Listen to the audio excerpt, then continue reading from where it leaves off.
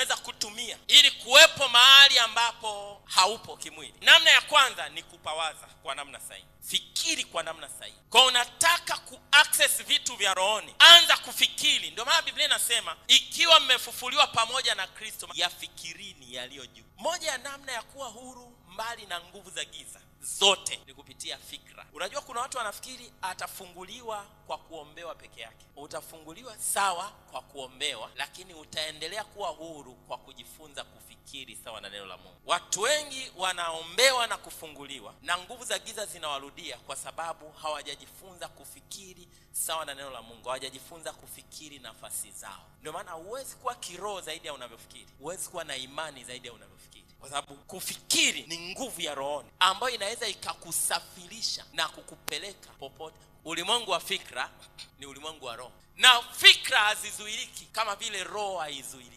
Na fikra zako zikienda mahali kwa muda wa kutosha, hakuna kitakachozuia wewe kufika huko. Kwa kama fikra zako zikienda kwenye mafanikio kwa muda wa kutosha, hakuna kitakachozuia ufanikiwe. Hamna. Kama fikra zako zikiwa na uhuru, niko mbali na magonjwa, hakuna kitakachozuia upone. Hakuna. Sasa jifunze kufikiri sawa sawa na neno la Mungu. Kupitia fikra zetu tunaweza kwenda mahali ambako miili yetu haiwezi kufika. Lakini namna ya pili ni kupitia maombi. Maombi pia hayazuiliki. Maombi hayazuiliki. Kwa ukifikiri kwa usahihi, ukiomba kwa usahihi, utaenda hata kama hujaenda kwenye mwili. Unataka kupata taarifa ya kitu chochote, fikiri kwa usahihi, omba kwa usahihi na uendelee. Inaweza isiwe ndani ya wiki moja, mwezi mmoja, inaweza isiwe ndani ya muda mfupi, lakini ninakuhakikishia namna ya kufika ambako mwili wako hauwezi kufika ni kupitia hivyo vitu viwili. Amen.